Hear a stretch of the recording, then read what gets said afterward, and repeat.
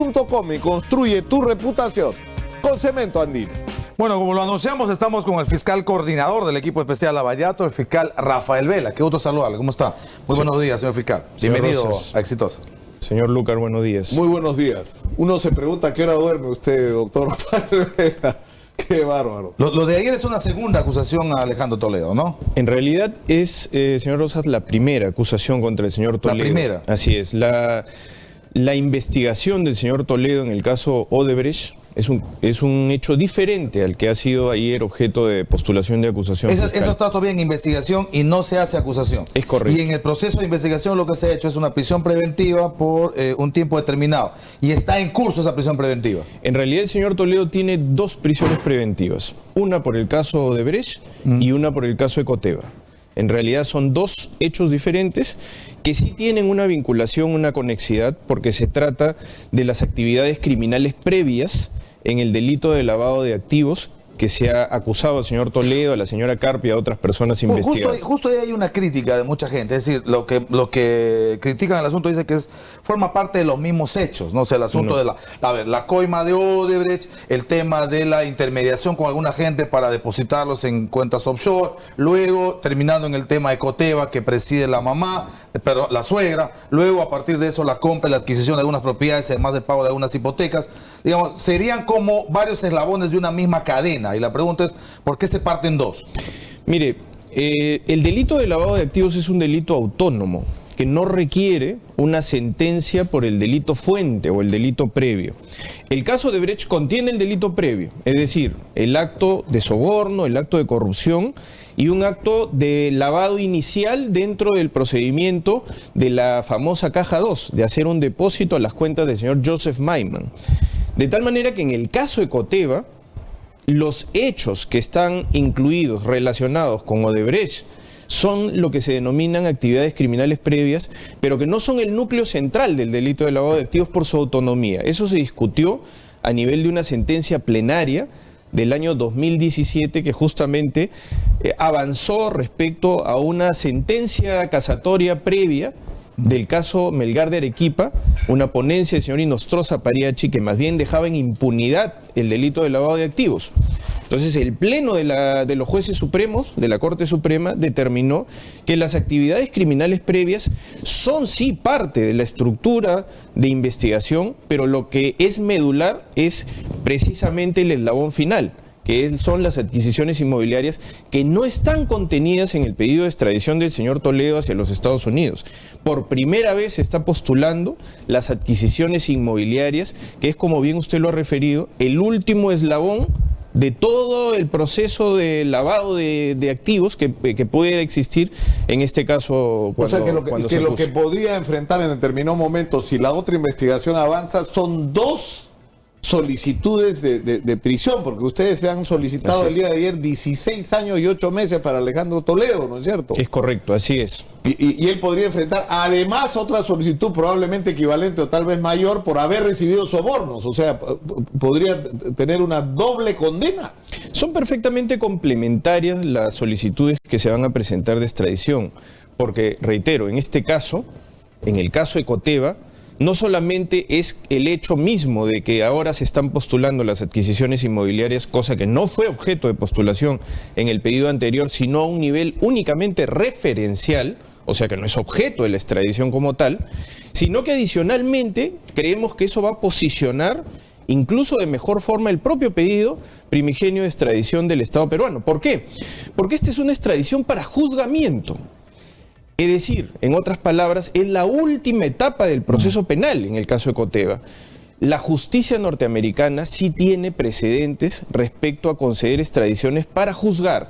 Para investigar suele ser mucho más difícil el proceso, porque la sostenibilidad de la presunción de inocencia siempre se encuentra vinculada a la inmadurez. Política, supuestamente, ¿no? Porque en la parte de investigación la argumentación de la defensa es persecución política, pero cuando hay un proceso que tiene que ver con una acusación fiscal, se supone que la propia justicia norteamericana tiene que evaluar que ya se han avanzado determinados procedimientos. Así es. Ahora, sobre esos procedimientos, otra crítica que es central que se ha hecho al tema es la siguiente, que para ambos procesos la base, Heriberto Benítez diría única, yo no sé cuánta implicancia tenga realmente ese sostén, es la declaración del señor Joseph Maimas. Hay, no es verdad. aparte de lo que ha dicho Joseph Maimas, que es un extraordinario colaborador, me imagino importante para el Ministerio Público, hay otras cosas que puedan sostener este procedimiento que hemos hablado, esta serie de acciones que han terminado con el caso de la señora Fernández comprando, adquiriendo bienes acá. Sí, eso no es verdad, porque a toda declaración de un colaborador eficaz le tiene que acompañar la prueba documental que corrobore su dicho. Y eso existe dentro no solamente del caso Ecoteva, sino también de los procedimientos de colaboración eficaz que se han celebrado también en el caso de Brecht. Porque no es solamente lo que dice el señor Joseph Maiman, que es, digamos, el articulador final de toda esta estructura sofisticada para que el dinero finalmente llegue a los offshore, que a su vez traslada el dinero con el que es pagada todas las adquisiciones inmobiliarias del señor Toledo, sino que está la colaboración eficaz de Odebrecht, con todo lo que ha referido Jorge Barata, y está también la colaboración eficaz del señor Joseph Maiman. O sea, son dos colaboraciones pero hay un eficaces. detalle en la que se ampara la defensa de Toledo. Sí, pues todo lo que se ha descubierto es que efectivamente llega hasta Eva Fernández. ¿Cómo llega a mí? O sea, la cuestión del beneficio final, ¿ok?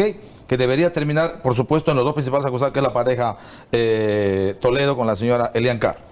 Hay esa vinculación entre que lo que termina en las cuentas de Ecoteva Internacional, que preside la señora Fernández, que luego se emiten gastos y compras acá, termina beneficiando directamente. Por supuesto, sin duda. No solamente hay abundante prueba testimonial dentro del propio caso Ecoteva, sino también las circunstancias de quiénes son los beneficiarios finales de todas esas adquisiciones inmobiliarias. Además, hay algunas demostraciones directas de que el dinero termina llegando a la economía de la pareja Toledo-Carr, porque no hay que olvidar que no solamente es la adquisición de una vivienda a nombre de la señora Eva Fernández, se paga hipotecas, sino que se ¿no? pagan hipotecas directamente a favor, y eso creo que es una evidencia irrefutable que va a ser postulada en el juicio correspondiente. El señor Toledo tiene todo el derecho a defenderse también, y nosotros lo que buscamos es posibilitar a través del mecanismo de la extradición que venga a someterse a la acción de la justicia a un juicio justo.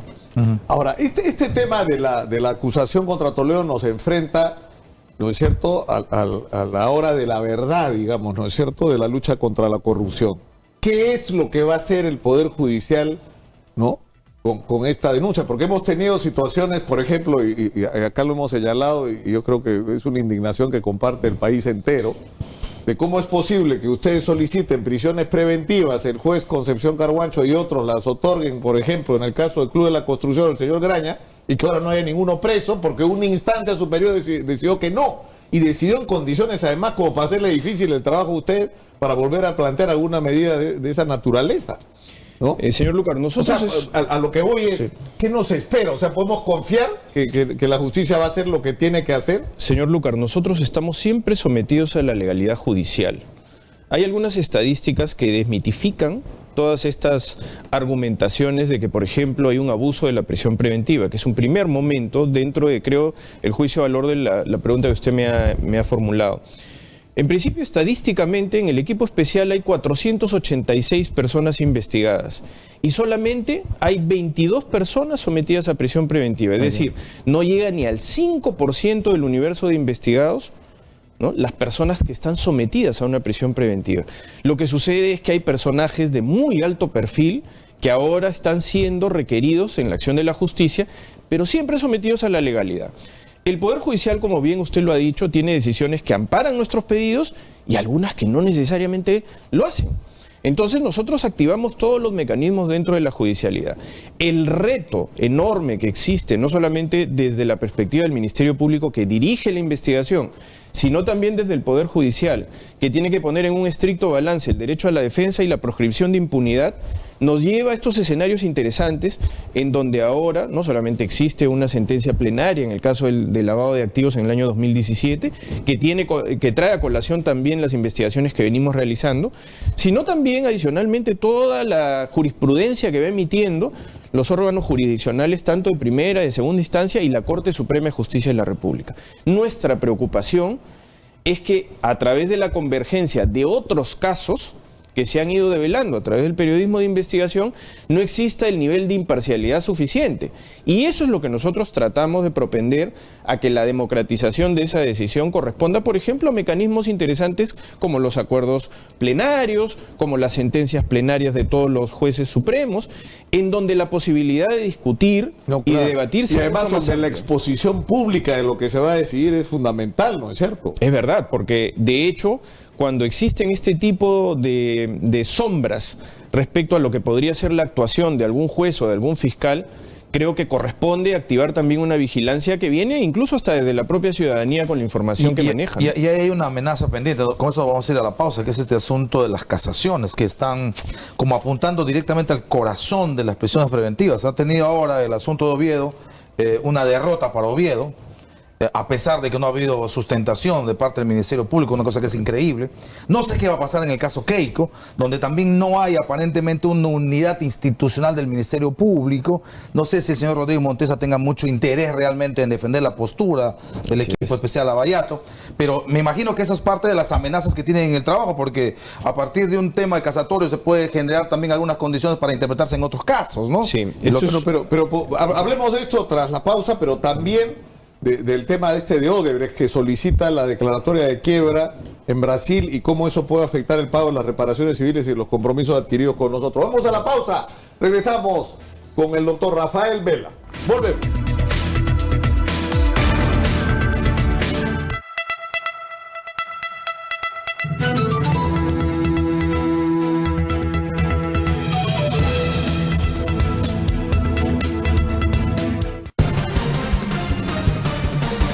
Las primicias y noticias más importantes del Perú profundo y mejor contadas están aquí en Exitosa Perú. De lunes a viernes de 9 a 11 de la mañana, Exitosa Perú con José Rocha.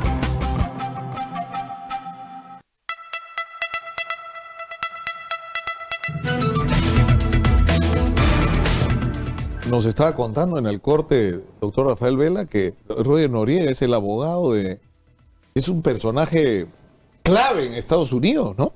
Así es. Se ha contratado al lobista más importante de los Estados Unidos probablemente en estos temas, ¿no? Sí, bueno, el señor Noriega, que es el abogado del señor Toledo en los Estados Unidos, es un conocido lobista, y digo esto porque en Estados Unidos la ley de lobby es una ley muy regulada, ¿no? Es una actividad legal.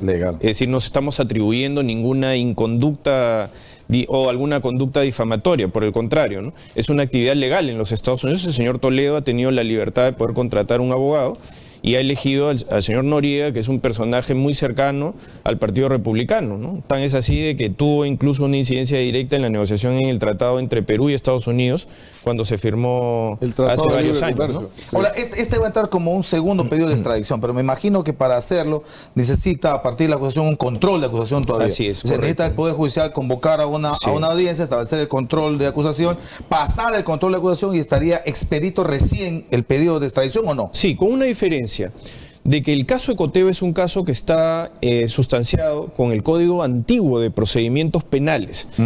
De tal manera que en ese procedimiento la Sala Superior es el órgano jurisdiccional encargado de hacer el trámite de la extradición.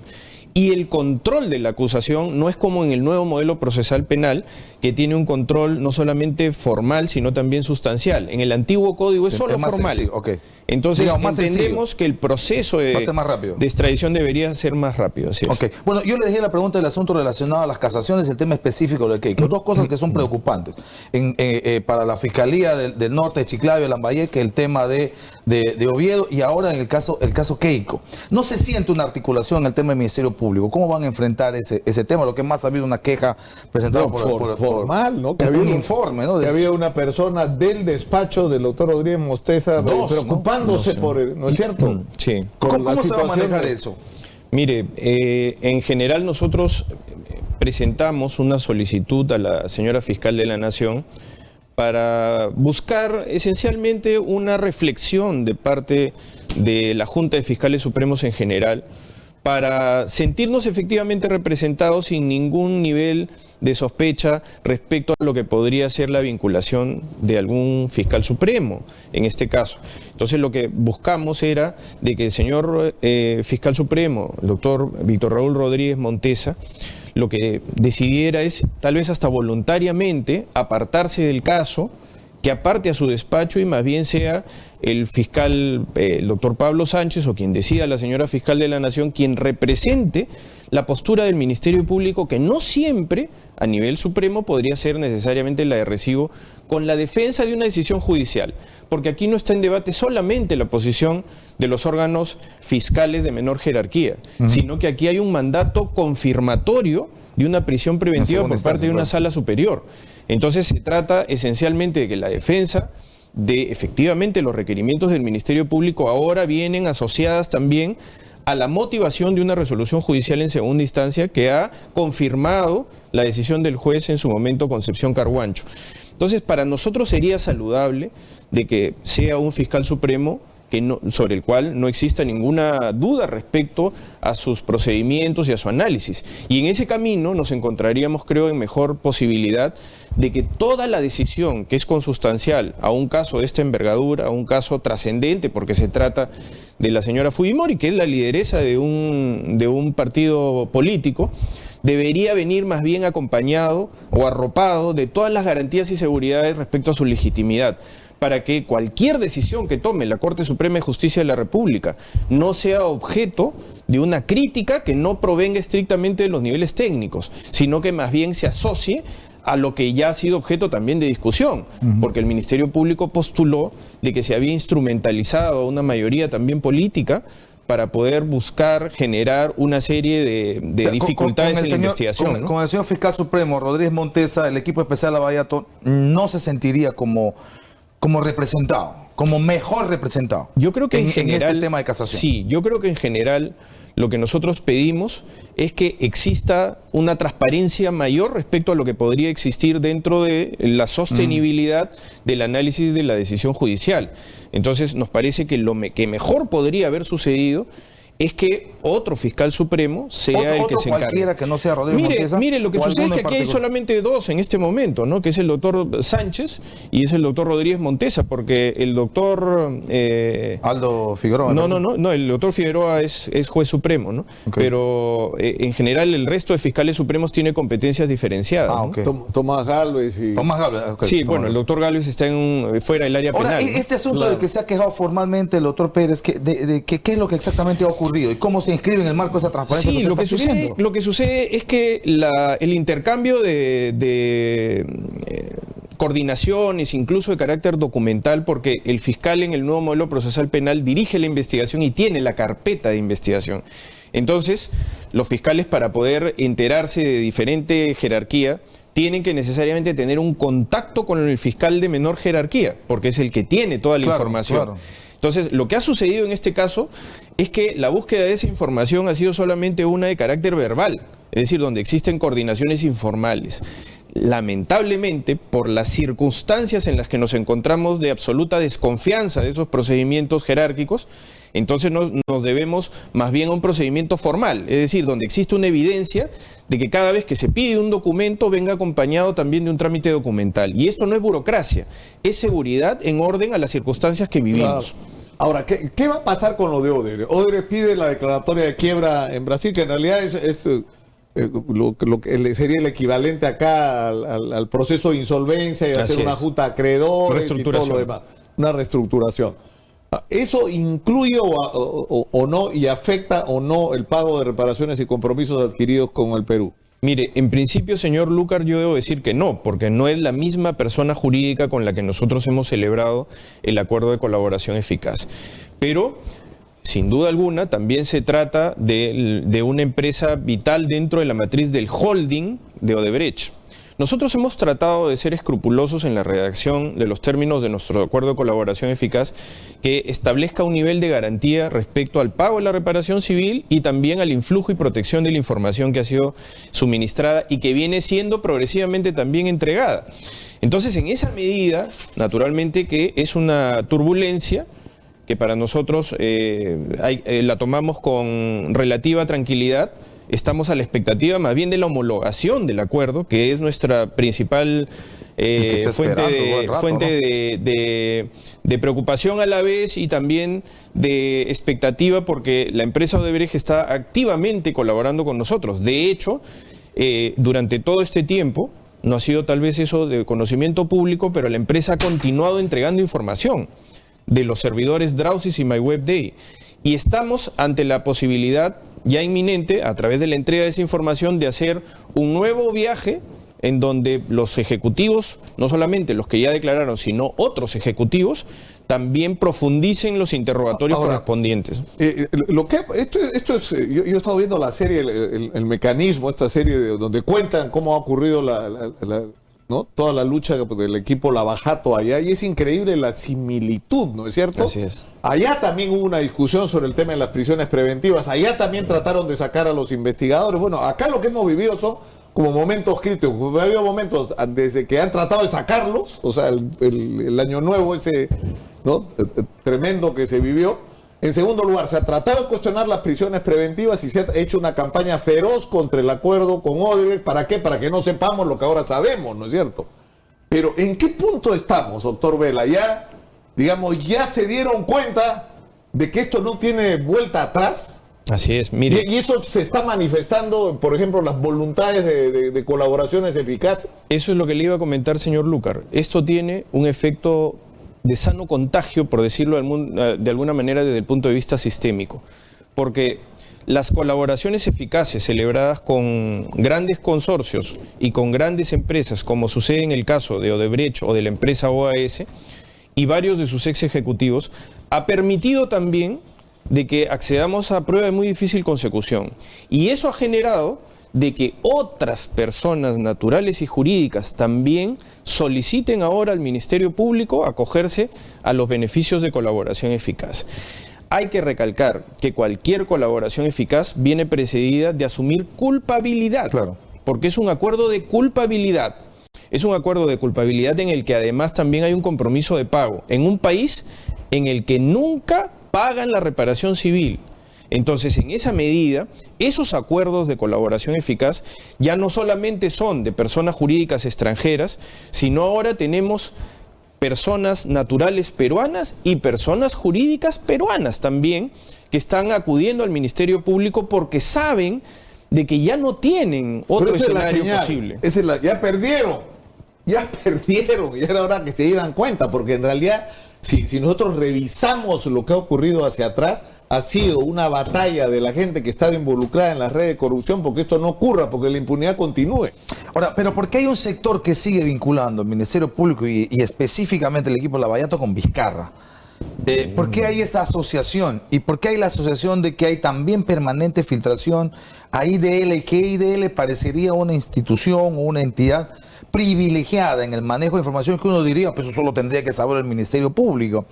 ¿Hay alguna vinculación? ¿Y cómo responde el equipo especial a ese tipo de vinculaciones? Ninguna, en realidad. Lo que resulta evidente es que nosotros tratamos a todos por igual. Sin embargo, la velocidad del desarrollo de las investigaciones no siempre tiene que ser la misma, porque la evidencia va llegando también de manera progresiva, en orden precisamente a las colaboraciones eficaces, a la entrega documental de lo que se corrobora, porque eso es otro hecho importante.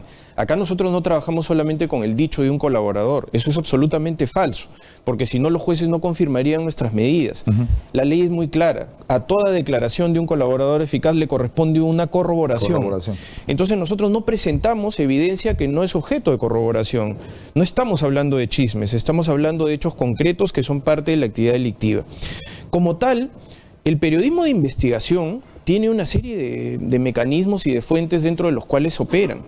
Yo no puedo hablar de cómo consigue información la ONG IDL puede conseguir esa información. Algún abogado deslizó que incluso que cuando se hacía el interrogatorio, a Barata se transmitía. Sí, y decía, inclusive me lo atribuyeron, ¿no? Pero en realidad eso es absurdo, porque además justamente en esa diligencia yo no estuve presente, porque en esa diligencia yo estaba tramitando el pedido de esclarecimiento de si eventualmente una declaración del señor Aldemairo Piñeiro, conocido como Leao Piñeiro, podría de alguna forma ser contraproducente para su colaboración eficaz en el Brasil, su delación premiada en el Brasil.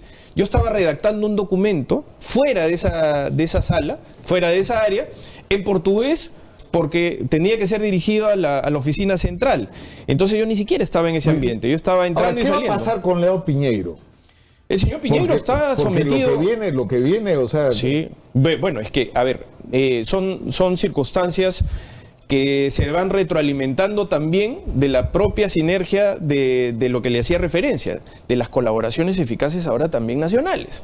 Entonces el señor Piñeiro declara sobre ya los testimonios de 4 ex ejecutivos de la empresa OAS que ponen al propio señor Piñeiro dentro de toda esta maraña de sofisticación y de decisiones de pago de sobornos. Claro, porque entonces, no se está hablando solamente de financiamiento de ilegal de campañas electorales, sino de pago de comisiones. No, de corrupción, por supuesto, claro que sí, porque los cargos relacionados específicamente con la Municipalidad de Lima Metropolitana son cargos también de corrupción de funcionarios. Entonces, lo que el señor Piñeiro tiene que contestar ya no es solamente lo que hayan referido sus otros investigados y ex ejecutivos de la empresa OAS, sino también todo lo que los colaboradores peruanos han dicho respecto a él y respecto a la empresa. Sí, nosotros tenemos una fecha ya de coordinación. Tenemos todavía que obtener la confirmación de parte de la justicia brasileña, porque el señor Piñeiro... ¿Cuándo proponen ustedes? Nosotros estamos proponiendo que sea el 9 de julio, 9 y 10 de julio. Sin embargo, eso, como el señor Piñeiro está preso todavía, tiene que ser objeto de una transmisión de información oficial. Ahora, que no ha sucedido aún. Dos preguntas finales. Este último chat de la botica, donde otra vez aparecen menciones sobre la, digamos, intervención, ¿no? Chávarri, ¿qué opinión le merece eso? Mire, nosotros hemos judicializado el chat de la botica, es decir, esto ha formado parte de la incidencia de la prisión preventiva de la señora Fujimori desde el punto de vista del peligro procesal relacionado con el entorpecimiento de la actividad probatoria.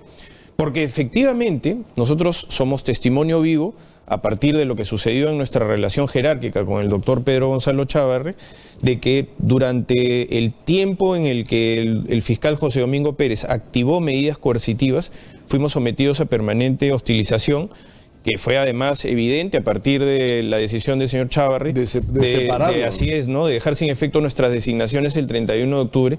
Pero creo que el propósito general ya vinculado no es solamente el hecho de que podamos nosotros ser apartados, sino que la fecha hay que vincularla, señor Lucar, a que el día 11 de enero se firmaba el acuerdo con Odebrecht. Y si nosotros estábamos fuera del acuerdo, el acuerdo no se iba a firmar. Entonces, la búsqueda de la decisión estuvo más bien vinculada desde nuestra hipótesis a que el acuerdo no se firme. Ahora, la conclusión final es: no hay vuelta atrás. Que lo dijeran de una vez por todas. Muchas gracias. Muchas gracias. Me piden acá, ¿cómo es eso de la separación de bienes? Separación de bienes y luego bienes gananciales entre Lean Caro y Alejandro Toledo. Bueno, en realidad termina siendo irrelevante porque ambos están acusados por graves cargos, ¿no? Entonces, no tendría efecto alguno. No, en realidad pero sí, eso ha ocurrido, que habiendo estado con bienes separados, luego han definido por esto de asunto de bienes gananciales. Mire, nosotros no tenemos una información directa de ello, ¿no? Pero para el caso es irrelevante. Correcto.